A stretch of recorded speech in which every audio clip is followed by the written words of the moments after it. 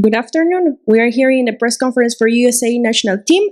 In the table is the head coach, BJ Callaghan, and the player, Georgi Milaholevich. He officially opened the question, so if you want to make a question, you raise your hand. And remember that this conference is only in English. No questions in Spanish, okay?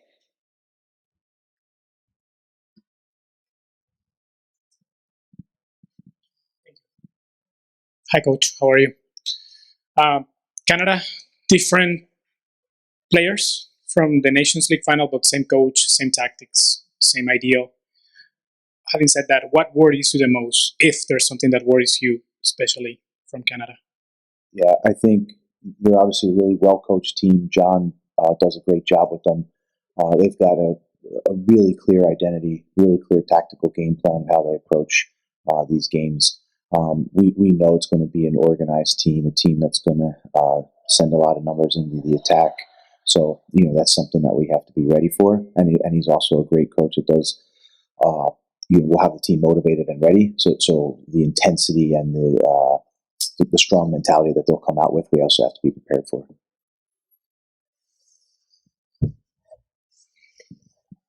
BJ Archbell with CONCACAF.com. Since you got a hold of this group before the group stage, up until this point, where has this team made the biggest strides in its football? For us, it's been about getting better each day. Leading into the Jamaica match, we had 3 days of training. Guys were coming basically from all over, coming from MLS clubs, coming from off seasons. So I would say the biggest improvement has just been the connection of the group on and off the field, understanding what we're trying to do, getting back into the rhythm of some of the identity that we want to be and who we want to be. And so for us, it's just been about constant improvement in all phases. And I think the team has really grown each, we look at it each day. The outside gets to see it in each match. And I think each match we've shown, a good level of improvement. Thank you, Coach. Thank you, Georgie. Pilar Perez from ESPN International. First, Coach, besides Jackson, that just came into the tournament, and Gaga, every player have had the opportunity to prove themselves in the group stage. How hard it is for you to choose who's going to start tomorrow? And for Georgie, Canada's coach said that one of the biggest strengths of that team is the ability to change the back line from 5 to 4 defenders, depending on the game. How complicated it is to face a team like that? Thank you. This is one of the hardest parts of the job. These guys are so committed to one another.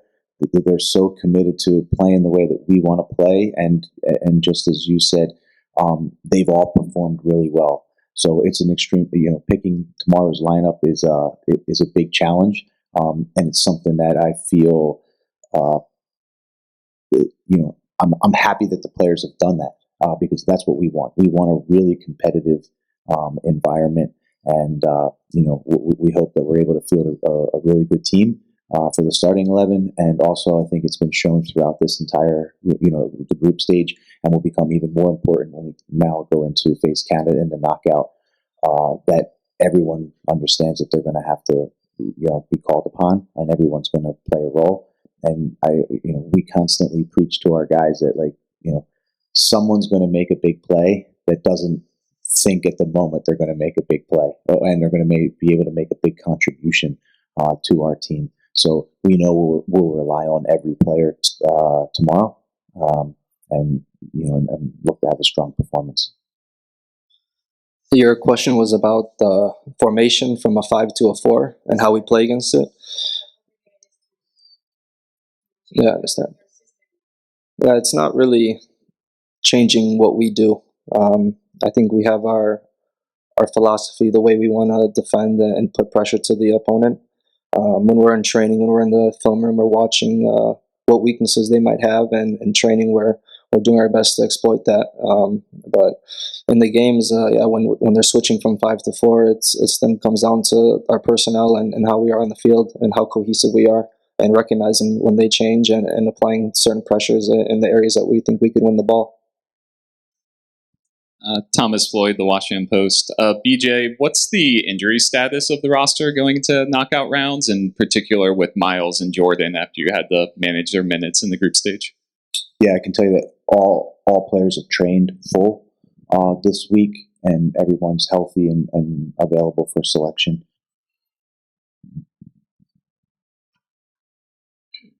Thank you, Coach. Again, how difficult, or if difficult, have been to find the right pair of wingers, depending on what you want. We've seen Alex struggling a little bit in the tournament. Then we've seen Christian on the right side. Then on the left side, on the left game, we've seen Cowell coming in. Now Jordan is back.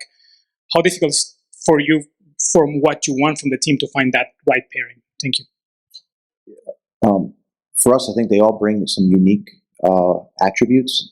And really, we're looking at it in a way that we think can be the best matchup for us. And not only is it the best matchup for the starting of the game, but again, we continue to preach to these guys, it's not about the quantity of the minutes that you're going to play, but it's about the quality of the minutes you can play. And I think you've seen a lot of them, especially the wingers, make big impacts, even coming off of the bench.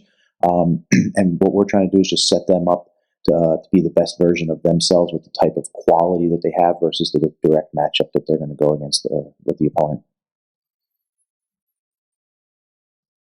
Georgie, good afternoon. Juancho Villaverde, ESPN. Yesterday, I spoke with Cavallini, and he told me that for them, playing against the USA is like a derby. How you guys feel about playing against Canada, even that you guys face a real classic against Mexico, let's say, but do you feel that Canada is like a new derby for you, or new classic? We understand their quality side. They were in the last World Cup, and in the next World Cup they'll be there as well. We also understand that we have quality too, and for us to make it to the semifinals, that's just one team in front of us. We're treating it like it's just an opposition instead of a derby. We respect them, of course. We know they have quality with the coach and the quality of the players, but for us, we're focusing on what we're bringing to the field and how we're going to perform instead of what this game might mean for them. Hi, Kenta Hagiwara, Area Sports Network. This isn't usual to have a whole week before a match and to have all that time in between. And the fans haven't been able to watch the team play for a while now. How have you been able to use that time to practice and train and improve the team? And what's been the most beneficial part of having that much time in between a match? First and foremost, I think the rest and recovery part was paramount coming off of the first 3 games of the group stage. It also allowed us to really focus a couple days on ourselves specifically, and then you can start to layer in the game plan. And in our environment, given a 4-day sort of build up between matches, it allows us to work through all of our processes on and off the field to prepare these guys. And that's how we spent it, and the expectation is that we'll be able to put in a good performance from there. Okay, we open the virtual conference. So, Andrew Jones, you can make your question. Thank you very much. I was just going to ask you, we had a conversation with Matthew Allen yesterday, and the personality that he is, the Brandon Vasquez, really saying how outgoing he is and how closer he is. Just your thoughts on working with Matthew Allen so far, the tournament, what he's brought to the scene. And for you, Georgie, I don't know if you saw in terms of the 4th of July answers to Prensa barbecue that the team was nicknamed. Do you have any thoughts of any 4th of July food that you would bring to the barbecue that the team was saying in the Instagram?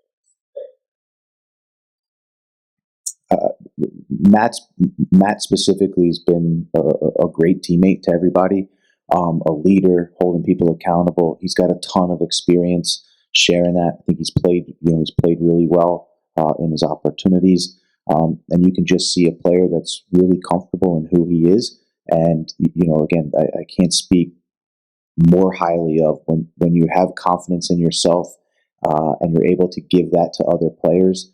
He's making players around him better. At the same time, as an older, more experienced and veteran player, taking on a leadership role inside our group as well. So I think he's had a tremendous Gold Cup, and look forward to having it continue. The question was what I'd bring to a 4th of July party. Barbecue. The barbecue we had. Well, not our barbecue, but a 4th of July barbecue. Probably my girlfriend. I don't know. The food's gonna be there probably, so. Yeah. Okay, and the last question is for Douglas. Manchari, you can make your question. Thank you guys for doing this. BJ, sorry if this was asked off the top. Last month before the Nations League final, some of the Canadian players talked about some of the gamesmanship that's gone on in the past when these teams have met. Maybe we saw some of that when John Hurden said that this was the matchup that he wanted in the quarterfinals against you guys. It seems like you've tried to stay above the fray, not get into any of that stuff, certainly outwardly.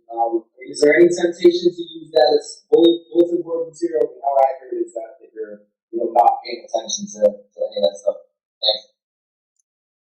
When we got this group together, one of the main objectives was to continue to battle test them and have them play in high stakes, high intensity matches versus high level opponents. We had to earn our way to this opportunity to knock out and the opportunity to face Canada. And again, they're a well coached team. They're kind of going through that second cycle now of guys. You can see the depth that they have.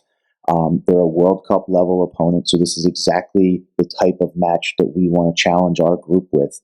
We know that this experience that we have tomorrow night will pay dividends in the future. It's a World Cup opponent that played in 2022 and a World Cup opponent that's going to play in 2026. So again, the more experience that we can have in high stakes, high intensity matches as we look down the road to 2026, it'll only benefit us and it'll benefit the players as well. Okay, this is the finish for the press conference. Thank you so much and good luck tomorrow.